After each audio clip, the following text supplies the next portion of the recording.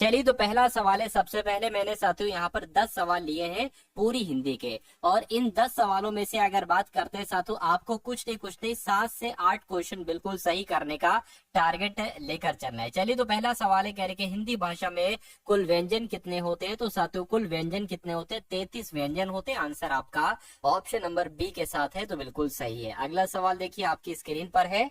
आपसे कहा जा रहा है कि गंगा हिमालय से निकलती है, वाक्य में रेखांकित शब्द में कारक कौन सा है? तो हिमालय से निकलती, यहाँ पर आपको सातों कारक बताने। देखिए, गंगा हिमालय से अलग हो रही है, यानी कि दो चीजों के बीच में अलगाव हो रहा है। तो कभी भी अगर अलगाव होता है तो वहां पर आपका सातों आपादान कारक हो जाता है। क्या आपादान कारक हो जाता है? तो जिनका आंसर यहाँ पर ऑप्शन नंबर सी के साथ है, तो बिल्कुल सही है। उसके बाद देखिए सातों, अगले नंबर का सवाल है।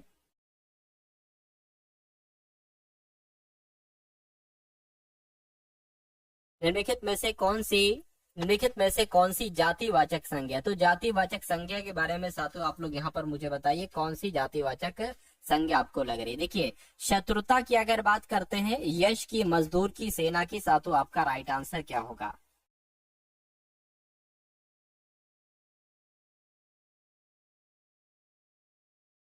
तो मैं कह सकता हूँ साथियों, यहाँ पर अगर बात करते हैं, मजदूर आपका साथियों राइट आंसर हो जाएगा। उसके बाद देखिए, कहने के आपसे कि जो इंद्र पर विजय प्राप्त करता हो उसके लिए एक शब्द क्या होगा? तो उसको साथियों इंद्रजीत कहा जाता है। जो इंद्र पर विजय प्राप्त कर चुका हो उसके लिए एक शब्द क्या होगा? साथियों इंद्रजीत होगा। साथियों ये यहाँ पर अगर बात करें, आप लोग आंसर देते जाइए कमेंट सेक्शन में, मैं देख रहा हूँ। जो लोग भी साथियों, जिनको भी मालूम हो तो वो सभी लोग क्या आंसर आप लोग देते जाइएगा। कह रहे कि जो मोक्ष चाहता हो उसके लिए एक शब्द क्या हो सकता है? तो जो मोक्ष चाहता है साथों उसके लिए एक शब्द मुमुक्षु हो जाएगा। क्या हो जाएगा? मुमुक्षु हो जाएगा। आंसर आपका ऑप्शन नंबर ए हो जाएगा। उसके बाद देखिए, करके शेखर एक जीवनी, ये एक उपन्यास है और इसके लेखक आपसे यहाँ पर पूछे जा रहे हैं साथियों, मुझे बताइए। तो सचिदानंद हीरानंद वात्स्यायन, आगे इनका पूरा नाम है, यानी कि आगे जो है ना, ये शेखर एक जीवनी नामक उपन्यास के लेखक है। राइट आंसर जिनका ऑप्शन नंबर बी है, तो बिल्कुल सही है। उसके बाद देखिए, करके कौन सी पत्रिका के संपादक महावीर प्रसाद द्विवेदी थे? तो यहाँ पर अगर बात करते हैं साथियों, सरस्वती पत्रिका के संपादक कौन थे? महावीर प्रसाद द्विवेदी थे। ये बात आप लोग याद रखेंगे। उसके बाद देखिए, करके प्रकृति का सुकुमार कवि साधु किसको कहा जाता है ना? तो फटाफट साधु आंसर आप लोग देते रहिएगा, इन सवालों का जवाब क्या हो सकता है। तो प्रकृति का सुकुमार कवि सुमित्रा नंदन पंत को कहा जाता है। राइट आंसर आपका ए होगा। उसके बाद देखिए, निम्नलिखित शब्द के लिए उपयुक्त समास का चयन कीजिए। अब आपको बताने साथियों इसमें समास कौन सा है। देखिए, कभी भी अगर आप दो शब्द ऐसे देखो, सुख दुख, और बीच में योजक चिन्ह लगाओ, जैसे कि अगर बात करते हैं यहाँ पर आज और कल, बीच में क्या लगा? योजक चिन्ह लगा है, और उसमें आपसे समास पूछा जाए तो वहां पर हमेशा द्वंद्व समास होता है। कौन सा? द्वंद्व समास होता है। ये बात आप लोग याद रखेंगे। अगर द्विगु समास की बात करें तो इसमें पहला पद क्या होता है साथियों? संख्यावाचक होता है। पहला पद क्या होता है? संख्यावाचक होता है। और अव्ययी भाव में पहला पद जो होता है वो ये शब्द आपको मिलेंगे, अनु आ सकता है, या प्रति पहला पद आ सकता है ना, या यथा पहला पद आ सकता है, या बड़ा आ पहला पद आ सकता है। अगर ऐसे शब्द आ रहे हैं तो वहां पर आपका अव्ययी भाव समास होगा। उसके बाद देखिए, कह रहे तत्सम शब्द वाला विकल्प बताइए। इसमें से तत्सम शब्द आपको बताना है कौन से शब्द में आपको लग रहा है। तो कान्हा, कन्हैया, किशन, या साधु कृष्ण। मैं कहूंगा कृष्ण शब्द जो है ना, ये आपका एक तत्सम शब्द है, बाकी सारे तद्भव शब्द हैं। इसलिए राइट आंसर आपका जो जाएगा वो ऑप्शन नंबर डी हो जाएगा। अब उसके बाद साथियों यहाँ पर आप लोग देखेंगे जीके के क्वेश्चन, है ना? तो बहुत अच्छे तरीके से साथियों इन जीके के सवालों को देख लीजिए आप लोग, क्योंकि यहाँ से आपको डायरेक्ट आपके एग्जाम में क्वेश्चंस देखने को मिलेंगे।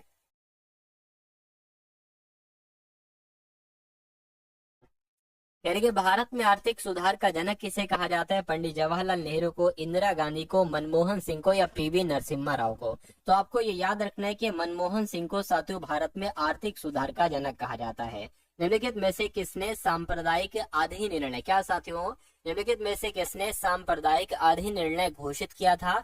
तो इनका नाम रैमजे मैकडोनल्ड है, और इन्होंने ही सांप्रदायिक अधिनिर्णय घोषित किया था। ये सवाल आपके एग्जाम में आएगा। कह रहे कि जलियांवाला बाग हत्याकांड की जांच के लिए बनाई गई समिति का नाम क्या था? तो समिति का नाम क्या था साथियों? हंटर कमीशन था। क्या था? हंटर कमीशन था। हंटर कमीशन आपके सवाल का जो होगा वो बिल्कुल सही जवाब हो जाएगा। साथियों जिन्होंने वीडियो को लाइक नहीं किया, वीडियो को लाइक कर दीजिए। और आंसर यहाँ पर आ रहे हैं संगीता, उदय का आंसर आ रहा है, उपेंद्र का आंसर आ रहा है। चलिए अगले नंबर का सवाल देखिए, कह रहे कि बंग भंग के बाद कौन सा आंदोलन शुरू किया गया था। तो बंग भंग के बाद की अगर बात करते हैं साथियों, स्वदेशी आंदोलन शुरू किया गया था। राइट आंसर आपका जो जाएगा वो ऑप्शन नंबर बी के साथ जाएगा। पृथ्वी की सतह का वो भाग जो पानी से ढका है ना, क्या साथियों लिखा हुआ है, पृथ्वी की सतह का वो भाग जो पानी से ढका है लगभग, है ना। ये क्या लिखा हुआ है यहाँ पर। तो यहाँ पर अगर बात करें पृथ्वी की सतह का साथियों 2/3 भाग, क्या 2/3 भाग जो पानी से ढका है, ये आप लोग याद रखेंगे। राइट आंसर आपका सी के साथ जाएगा। ऊर्जा के विकल्प के रूप में किस स्वरूप को स्वीकारा जाता है। तो क्या आपका साथियों यहाँ पर जवाब हो सकता है, आप लोग एक बार मुझे फटाफट कमेंट करके बता दीजिए। चलिए तो यहाँ पर अगर बात करते हैं साथियों तो हाइड्रोजन आपका राइट आंसर हो जाना चाहिए। उसके बाद देखिए कह रहे कि निम्नलिखित में से किस एक का निर्माण हमारे शरीर में नहीं होता है, ये होना चाहिए, है ना। हमारे शरीर में नहीं होता है, किसका निर्माण हमारे शरीर में नहीं होता है, ये आपसे कुल मिला के पूछा जा रहा है। प्रोटीन का, एंजाइम का, हार्मोन का, इन तीनों का होता है लेकिन विटामिन ए का नहीं होता है। नहीं होता है तो ये आपका राइट आंसर है। उसके बाद देखिए कह रहे कि निम्नलिखित में से कौन सा पहला सफल क्लोन जंतु था। तो किसकी बात चल रही है, मैं कहूंगा भेड़ की बात चल रही है। भेड़ की अगर यहाँ पर हम लोग बात करते हैं तो भेड़ पहला सफल क्लोन जंतु कहलाया जाता है। ये सवाल अगर आपकी परीक्षा में आ जाए तो आंसर आपको साथियों लगा देना है ना। चलिए उसके बाद देखिए अगला सवाल है, कह रहे कि दूध का पीएच मान कितना होता है। साथियों अभी मैं आपको बहुत सारे क्वेश्चंस कराऊंगा, अभी मैं आपको मैथ कराऊंगा और मैथ की डीआई के क्वेश्चन कराऊंगा। अभी मैं आपको साथियों रीजनिंग कराऊंगा, है ना। ये सारी चीजें मैं आपको कराने वाला हूँ, तो आप लोग थोड़ा सा सब्र रखिए, है ना, जाइएगा मत। यहाँ पर आंसर मैं देख रहा हूँ शालिनी वर्मा का, बबीता का, संगीता का, सुमन का, है ना, उदय का साथियों आंसर आ रहा है। चलिए तो अब यहाँ पर अगर बात करें दूध के अगर औसत पीएच मान की अगर आपसे एग्जाम में पूछा जाए तो 6.6 आपको बता देना है। राइट आंसर आपको ऑप्शन नंबर बी होगा। चुंबकीय सुई किस तरफ संकेत करती है। तो चुंबकीय सुई की अगर बात करते हैं साथियों ये उत्तर की तरफ संकेत करती है। राइट आंसर आपका सी है। अगला सवाल देखिए, किस सिख गुरु ने विद्रोही राजकुमार खुसरो की सहायता धन और आशीर्वाद से की थी। तो किसकी बात चल रही है, क्या आपका राइट आंसर होगा गुरु अर्जुन देव। आपके सवाल का बिल्कुल सही जवाब हो जाएगा। यानी कि किस सिख गुरु ने, मैं कहूंगा साथियों गुरु अर्जुन देव ने विद्रोही राजकुमार खुसरो की सहायता धन और आशीर्वाद से की थी। उसके बाद देखिए कह रहे कि उत्तर भारत में चांदी का सिक्का यानी कि टका जारी करने वाला कौन मध्यकालीन शासक था। तो ये किसने जारी किया था, ये इल्तुतमिश ने जारी किया था, इसलिए सही जवाब आपका जाएगा ए के साथ।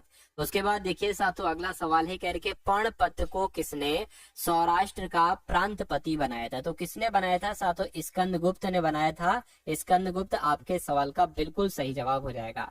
कह रहे कि आजीवक संप्रदाय के संस्थापक कौन थे। तो आजीवक संप्रदाय के संस्थापक साथियों मक्खली घोषाल थे। कौन थे, मक्खली सरकार अधिनियम के द्वारा। अब 4 ऑप्शन आपको दिए गए हैं।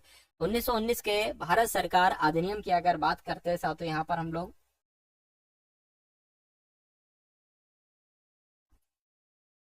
सांप्रदायिक निर्वाचक मंडल का विस्तार किया गया था। देशी राजाओं के अधिकारों को सीमित किया गया था। नहीं साथियों पहला वाला आपका जो होगा, पहला वाला ही आपका आंसर हो जाएगा, है ना। चलिए नेक्स्ट नंबर का सवाल आप लोग देख लीजिए। आपसे कहा जा रहा है कि लातूर किस प्रांत में स्थित है।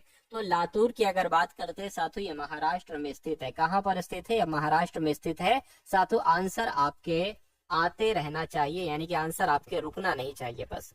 चलिए उसके बाद देखिए अगला सवाल, वॉइस वगैरह में अगर कोई दिक्कत हो तो भी आप लोग बता देंगे। कह रहे कि पीर पंजाल श्रेणी पाई जाती है, अरुणाचल प्रदेश में पाई जाती है ना। ये जम्मू कश्मीर में, मैं कहूंगा जम्मू कश्मीर में पाई जाती है पीर पंजाल श्रेणी। आपके एग्जाम में अगर ये सवाल आ जाए तो आपको बता देना है। 2011 में देश के निम्नलिखित राज्यों में से साक्षरता दर सबसे कम थी। तो सबसे कम साक्षरता दर पता कहाँ की थी साथियों, बिहार की थी। बिहार की थी, इसलिए बिहार आपका बिल्कुल सही और सटीक जवाब हो जाएगा। चलिए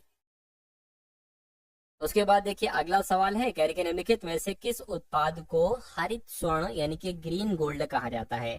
तो ग्रीन गोल्ड की अगर हम बात करते हैं, किसको कहा जाता है, बांस को कहा जाता है ग्रीन गोल्ड। राइट आंसर आपका अगर है ऑप्शन नंबर ए के साथ तो बिल्कुल करेक्ट है। साथियों जिन्होंने वीडियो को लाइक नहीं किया, रिक्वेस्ट आपसे इतनी है कि पेट का पेपर तो आपका निकलवा दूंगा, लेकिन आप हर एक वीडियो को लाइक किया कीजिए। लाइक से होता यह है कि हमें पता चल जाता है कि भाई इतने हजारों लोगों में से इतने हजार लोगों ने इस वीडियो को पसंद किया है, तो हम आपके लिए और जान लगाने की कोशिश करते हैं, ठीक है ना। चलिए तो इस सवाल को देखिए और बताइए राइट आंसर क्या है।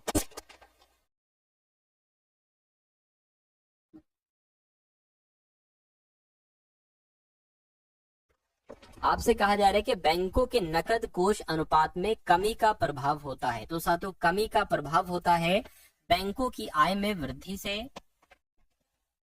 बिल्कुल बैंकों द्वारा प्रतिभूति मांग में वृद्धि से, बिल्कुल बैंकों को साख प्रसार के लिए अधिक धन की उपलब्धि से, बिल्कुल। यानी कि आपके सवाल का जवाब जो जाएगा वो ऑप्शन नंबर डी के साथ जाएगा। उसके बाद देखिए कह रहे कि हिंदू संवृद्धि दर का संबंध किस संवृद्धि दर से है। तो इसका संबंध की अगर बात करते हैं साथियों सकल राष्ट्रीय उत्पाद से है, जीडीपी से है। राइट आंसर आपका अगर है ऑप्शन नंबर ए के साथ तो बिल्कुल करेक्ट हो जाएगा। उसके बाद देखिए अगला सवाल है, कह रहे पंचायत के सरपंच का चुनाव कैसे होता है। अगर आपके एग्जाम में ये सवाल आए तो पंचायत के पंचों द्वारा पंचायत के सरपंच का चुनाव होता है। राइट आंसर आपका बी के साथ जाएगा। राष्ट्रपति को निम्नलिखित आधार पर महाअभियोग की प्रक्रिया द्वारा उसके पद से हटाया जा सकता है। तो यहाँ पर अगर बात करते हैं साथियों संविधान के अतिक्रमण से, यानी कि राष्ट्रपति को किस आधार पर, तो राष्ट्रपति अगर संविधान का उल्लंघन कर रहा है तो इस पर फिर उस पर महाभियोग चलाकर महाभियोग की प्रक्रिया के तहत उसको उसके पद से हटाया जा सकता है। कह रहे the test of my life ये एक पुस्तक है, इस पुस्तक के लेखक कौन है आपको बताना है। तो युवराज सिंह सातु इस पुस्तक के लेखक है। कौन है, युवराज सिंह सातु इस पुस्तक के लेखक है। पेट के बारे में हमें कोई बताइएगा, कहने के हमें कुछ इसके बारे में ज्यादा जानकारी नहीं, इनका कहने का मतलब है। तो पेट का क्वेश्चन की अगर बात करें सातों 100 क्वेश्चन आते हैं। 100 क्वेश्चन में आपके हिंदी के 5 क्वेश्चन आते हैं, फिर जीके जीएस आती हैं, जीके में हिस्ट्री, ज्योग्राफी, पॉलिटी है ना। उसके अलावा संविधान, स्टैटिक जीके, करंट अफेयर आती है। इंग्लिश के भी 5 क्वेश्चन आते हैं, रीजनिंग में 5 क्वेश्चन आते हैं, मैथ के क्वेश्चन आते हैं, मैथ्स के डीआई के क्वेश्चन आते हैं, हिंदी का एक गद्यांश आता है। तो ये सारे सवाल आते हैं साथियों। और डेली आपकी क्लासेस चल रही है। अगर आपने क्लासेस को यानी कि चैनल पर अगर आप लोग नए हैं तो साथियों तुरंत इसको सब्सक्राइब करके बेल आइकन पर आप लोग क्लिक कर लीजिए अपने यूपी पेट के एग्जाम को क्रैक करने के लिए। कह रहे कि अंतर्राष्ट्रीय विकलांग दिवस साथियों मनाया जाता है, तो ये 25 दिसंबर को मनाया जाता है। 25 दिसंबर नहीं साथियों, ये 3 दिसंबर को मनाया जाता है, 25 दिसंबर नहीं। आंसर आपका बी होगा। उसके बाद देखिए चिपको आंदोलन किससे संबंधित है आपसे पूछा जा रहा है। तो चिपको आंदोलन साथियों पादप के संरक्षण से संबंधित है। आंसर अगर आपका है ऑप्शन नंबर ए के साथ तो बिल्कुल सही है। कह रहे कि दक्षिण भारत का मैनचेस्टर किसे कहा जाता है साथियों, मुझे बताइए। चलिए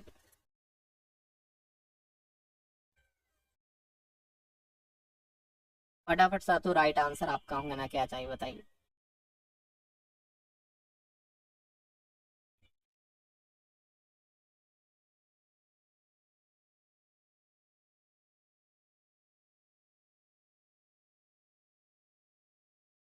चलिए तो आपको याद रखना है कोयम्बटूर को कहा जाता है। दक्षिण भारत का मैनचेस्टर किसे कहा जाता है, कोयम्बटूर को कहा जाता है।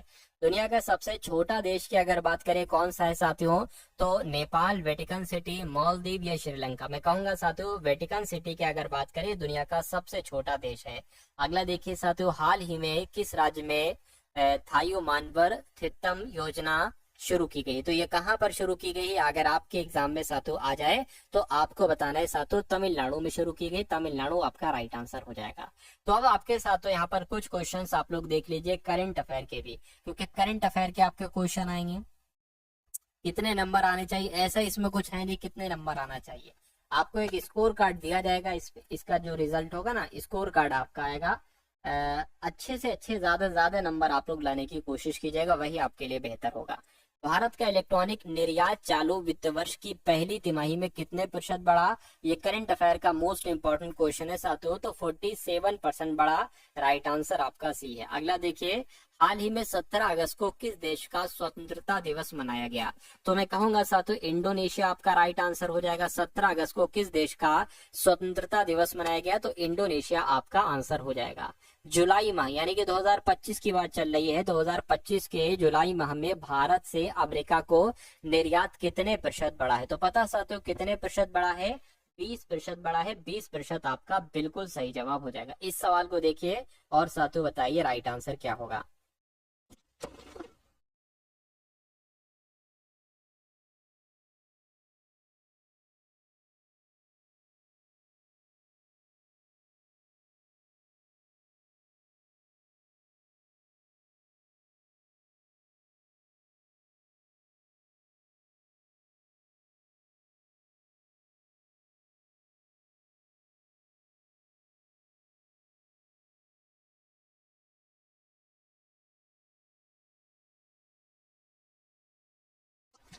तो यहाँ पर अगर बात करते हैं साथियों, आप लोग को भी याद रखना है कि ऑस्ट्रेलियन ओपन ताइक्वांडो पोमसे चैंपियनशिप 2025 में रूपा बेओर ने कौन सा पदक जीता है?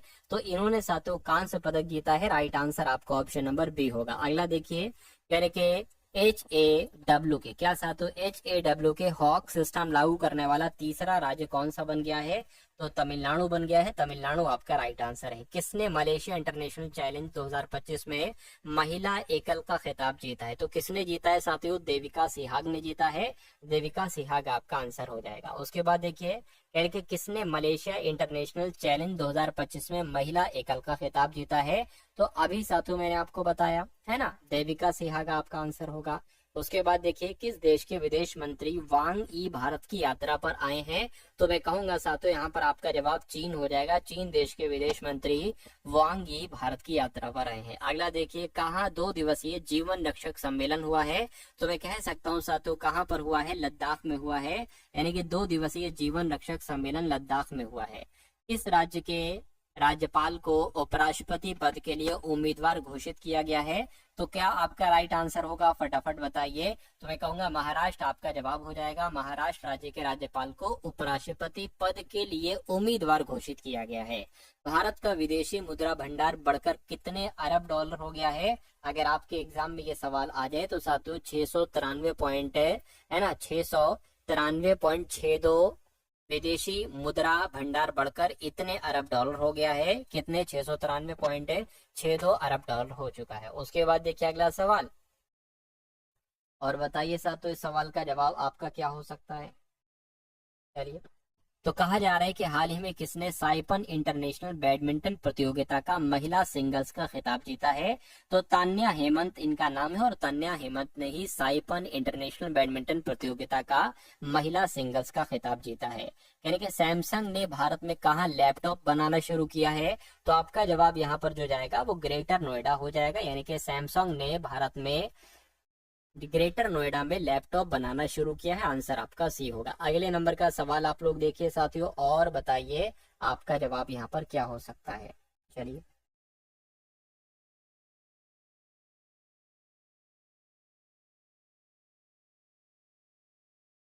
करके किस राष्ट्रीय उद्यान में 50 वर्षों से अधिक समय तक वन विभाग की सेवा करने वाली सबसे उम्र दराज हाथी यानी कि मोहन माला का निधन हुआ है? तो मैं कहूंगा साथियों यहाँ पर आपका जवाब क्या हो सकता है? तो आपका काजीरंगा राष्ट्रीय उद्यान हो जाएगा। यानी कि काजीरंगा राष्ट्रीय उद्यान में 50 वर्षों से अधिक समय तक वन विभाग की सेवा करने वाली सबसे उम्रदराज हाथी मोहन माला का निधन हुआ है। अगला देखिए किसे 2025 में दुनिया का सबसे मूल्यवान फुटबॉल क्लब घोषित किया गया है? तो इस क्लब का नाम है रियल मैड्रिड क्लब और 2025 में दुनिया का सबसे मूल्यवान फुटबॉल क्लब इसको ही घोषित किया गया है। कौन भारत के 89 में शतरंज ग्रैंड मास्टर बने हैं? तो अगर बात करते हैं रोहित कृष्णा की तो रोहित कृष्णा ही साथियों भारत के 89 में शतरंज ग्रैंड मास्टर बने हैं। अब यहाँ पर अगर बात करें साथियों अब बहुत इंपॉर्टेंट क्वेश्चन, अब कोई कोताही नहीं साथियों। अब आपके बार ग्राफ के क्वेश्चंस यहाँ पर शुरू हो चुके हैं।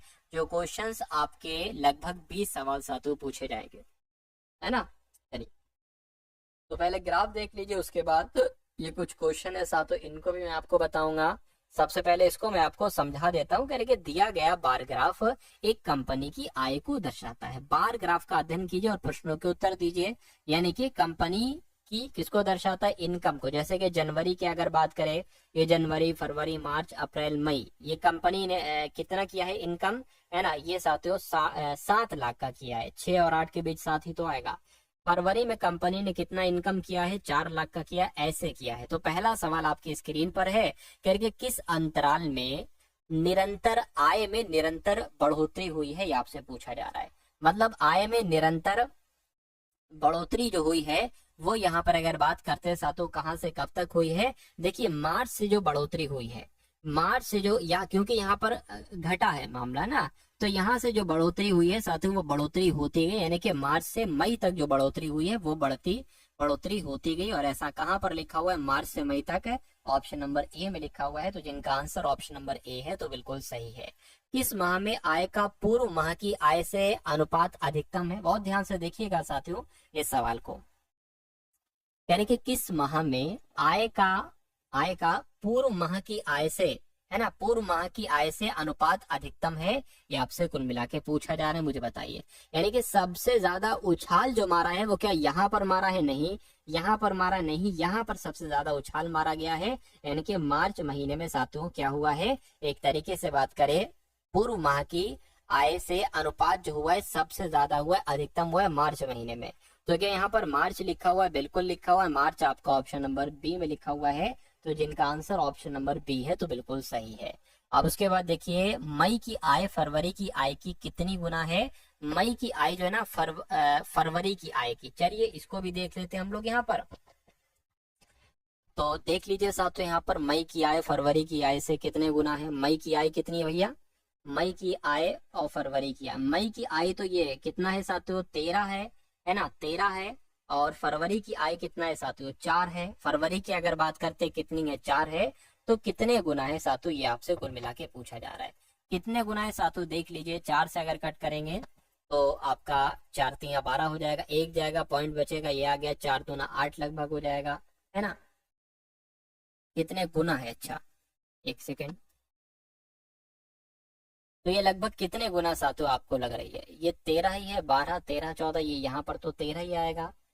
मई की आय फरवरी की आय से कितनी गुना है,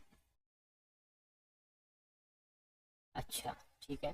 तो कितना हो गया, 4 तिया आपका 12 हो गया, 4 तिया 12 हो गया, एक बचा, है ना, 4 दूना 8 हो गया, 8 हो गया, अभी भी 2 बचा, पॉइंट लगे तो 5 आ जाएंगे हमें, यानी कि 3.25 आपका आंसर आ जाएगा। ऐसा कहाँ पर लिखा हुआ है, 3.25, तो बिल्कुल लिखा हुआ है साथियों ऑप्शन नंबर ए में लिखा हुआ है।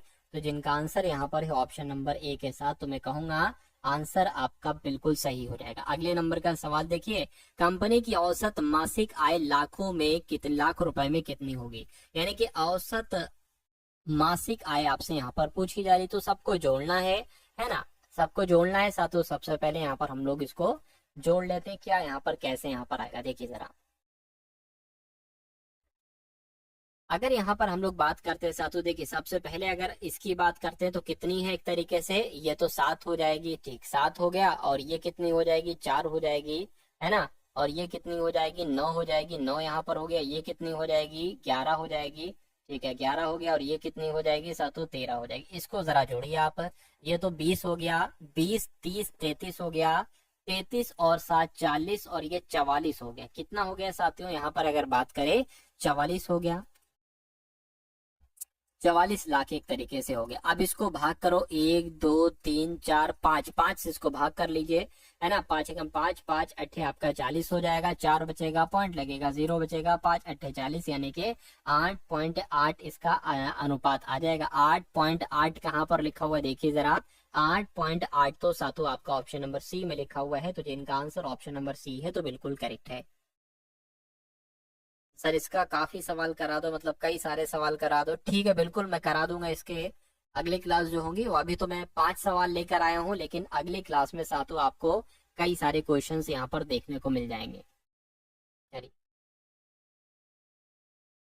यानी कि कौन सा माह कंपनी की न्यूनतम आय को प्रदर्शित करता है, यानी कि सबसे, है ना, क्या कहा गया है साथों, सबसे कंपनी की न्यूनतम आय कहाँ की है, कौन से महीने में सबसे कम अर्निंग हुई है, ये आपसे पूछा जा रहा है।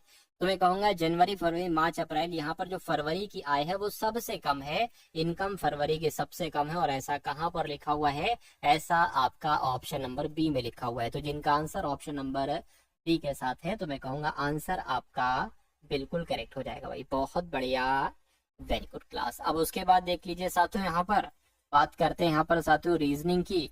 तो रीजनिंग के क्वेश्चन यहाँ पर साथियों स्टार्ट हो चुके हैं, सभी लोग साथियों तैयार हो जाइए, क्योंकि अब हम लोग यहाँ पर बहुत शानदार तरीके से सवालों को देखने वाले हैं, रीजनिंग के क्वेश्चंस को देखने वाले हैं। चलिए, तो कह रही कि निश्चित कूट भाषा में TWO यानी कि 2 को 3 लिखा जाता है, 5 को 4 लिखा जाता है, तो 8 को साथियों क्या लिखा जाएगा? ये आपको कुल मिला के यहाँ पर मुझे बताना है, बताइए साथियों। चलिए,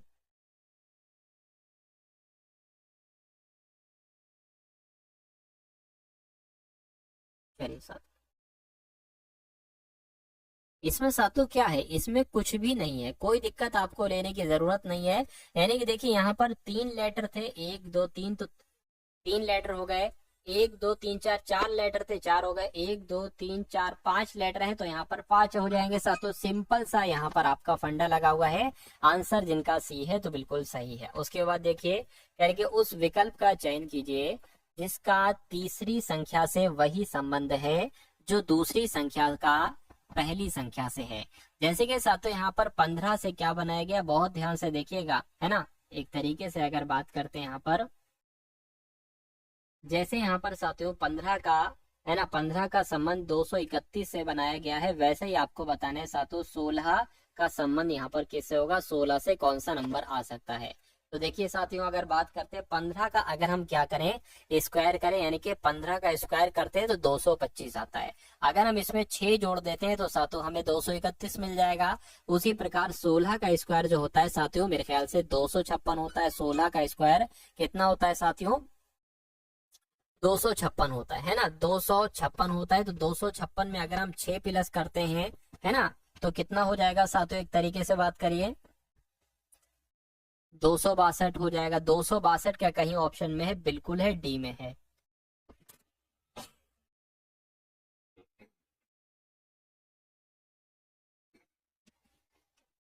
ठीक है, चलिए अगला सवाल देखिए।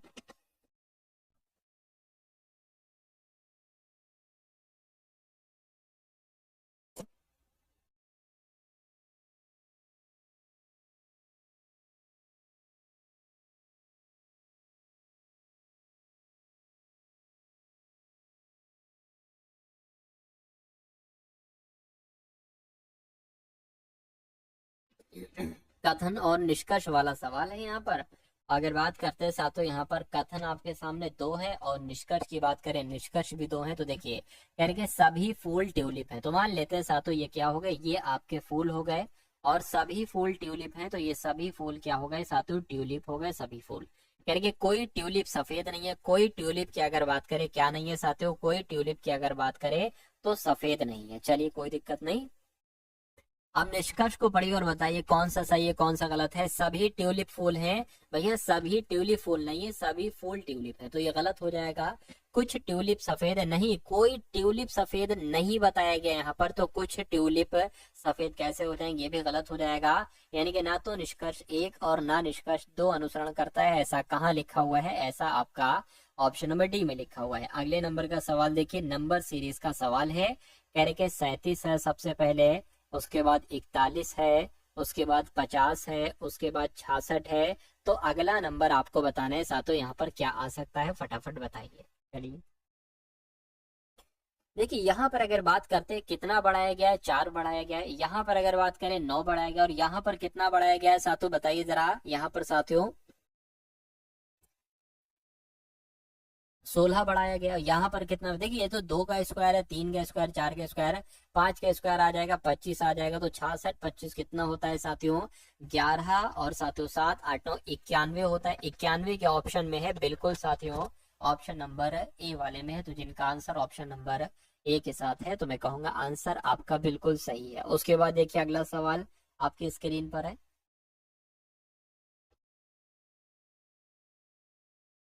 चलिए, कहा जा रहा है कि अब यहाँ पर जैसे FEW से, देखिए अब बहुत लंबी क्लास नहीं बचा, इसके बाद कुछ क्वेश्चंस मैथ के हैं और फिर 5 क्वेश्चन सिर्फ इंग्लिश के हैं। बस साथियों क्लास को एंड कर देंगे हम लोग, है ना, क्योंकि पिछले हिंदी भी देख चुके हैं, जीके जीएस भी देख चुके हैं, सब कुछ देख चुके हैं, जीआई डीआई भी देख चुके हैं।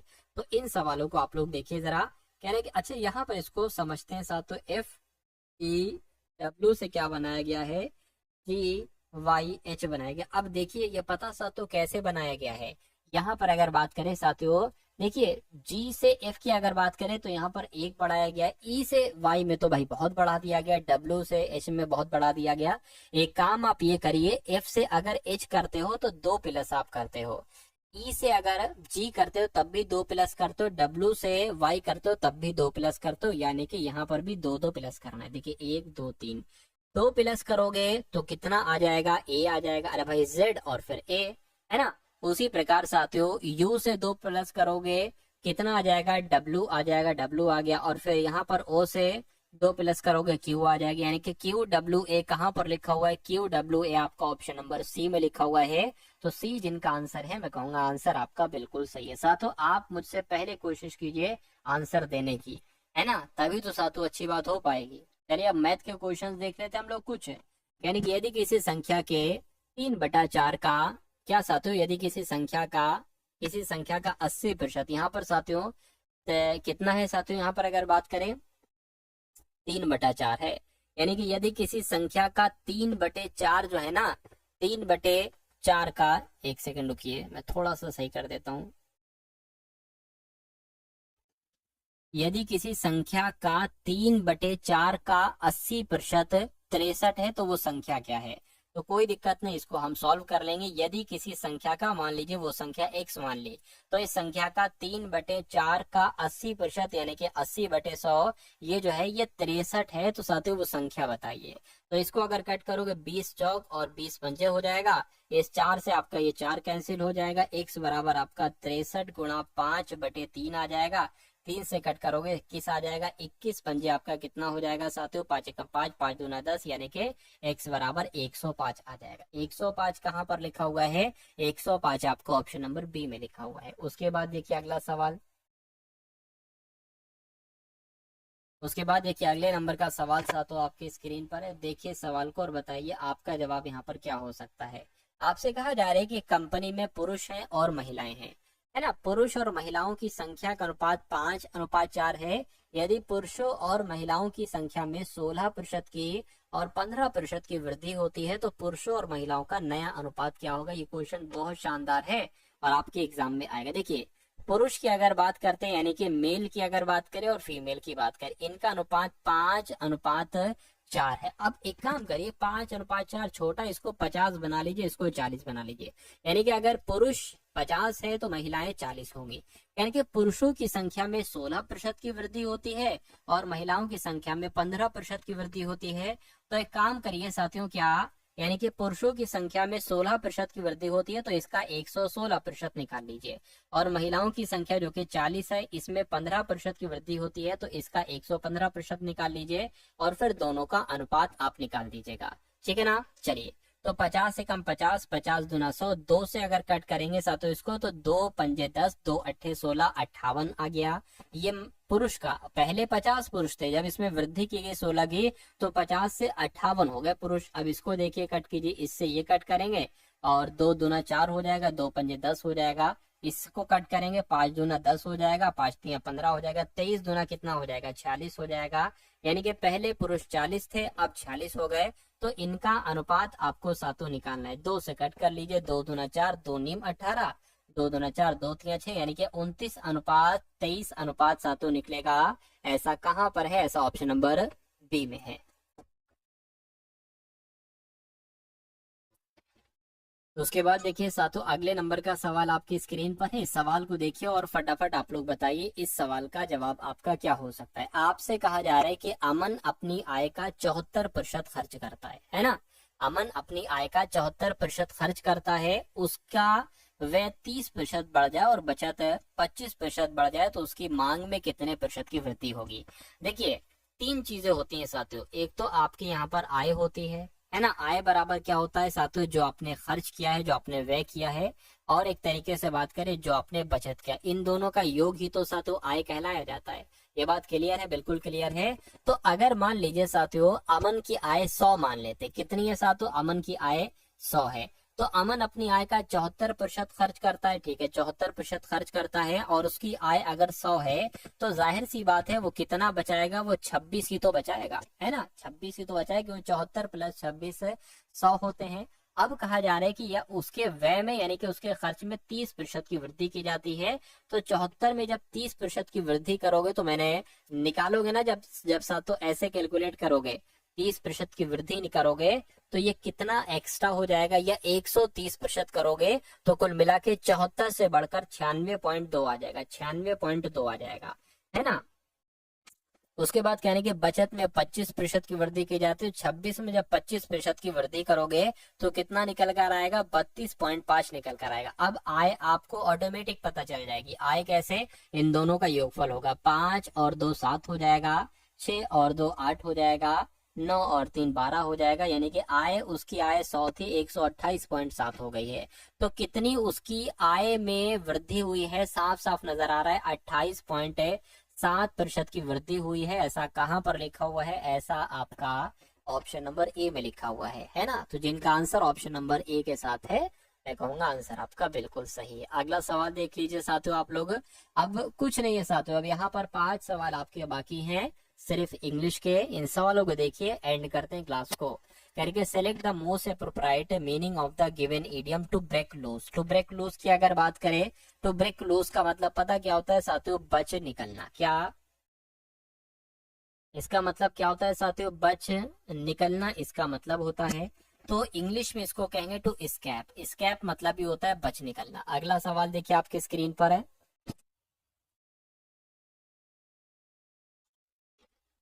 आपसे कहा जा रहा है साथियों, select the most appropriate option to fill in the blanks, यानी कि the antique sculpture is indeed. Indeed के बाद आपको बताना है क्या यहाँ पर साथियों आ सकता है। तो क्या आएगा? प्राइजलेस यहाँ पर आ जाएगा।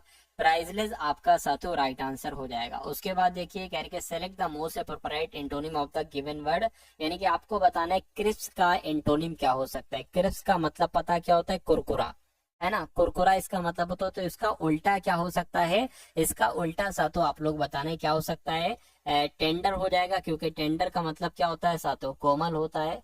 तो कुरकुरे का अपोजिट कोमल ही तो होगा। अगला सवाल देखिए, select the correctly spelled word. कौन से वर्ड की स्पेलिंग आपको करेक्ट लग रही है, सही लग रही है साथियों? फटाफट बताइए। चलिए देखिए, वेरियर की स्पेलिंग गलत है। क्या होती है साथियों? WARRWARRIOR ये होती है। और इसका मतलब क्या होता है? इसका मतलब होता है साथियों योद्धा। इसका मतलब योद्धा होता है। उसके अलावा अगर बात करें, इनहेरिटेंस की स्पेलिंग गलत है। INHERITA, यहाँ पर ए आएगा साथियों। और इनहेरिटेंस का मतलब होता है साथियों विरासत। क्या इसका मतलब होता है? इसका मतलब विरासत होता है। और अगर बात करते हैं, इसकी भी स्पेलिंग गलत है साथ, होना चाहिए SCAVE, यानी कि यहाँ पर ई आना चाहिए, है ना। स्कैवेंज की अगर बात करें, इसका मतलब होता है मांझना, कोई चीज मांझी जाती है ना। लेकिन ब्यूरोक्रेसी की स्पेलिंग आपके बिल्कुल सही हो जाएगी। इसका मतलब होता है साथों नौकरशाही। क्या इसका मतलब होता है? इसका मतलब होता है साथों नौकरशाही। इसकी स्पेलिंग बिल्कुल सही है। उसके बाद देखिए अगला सवाल है आपके स्क्रीन पर, और अंतिम सवाल है ये। कहने के select the most appropriate antonym of the given word, यानी कि रेन का आपको बताना है साथियों एंटोनिम क्या हो सकता है। रेन का अगर बात करते हैं, इसका मतलब होता है साथियों शासन करना। क्या इसका मतलब होता है? इसका मतलब होता है शासन करना। तो इसका एंटोनिम क्या हो जाएगा साथियों? है ना, शासन ना करना, यानी कि मान जाना। कहीं होता नहीं कि मैं अपना शासन चलाऊंगा, नहीं भैया मैं शासन नहीं चला सकता, मैं मान जाऊंगा, मैं झुक जाऊंगा, तो उसको इंग्लिश में कहा जाता है ईएल्ड। यानी कि ईएल्ड आपका इस सवाल का बिल्कुल सही और सटीक जवाब हो जाएगा भाई। बहुत बढ़िया, वेरी गुड।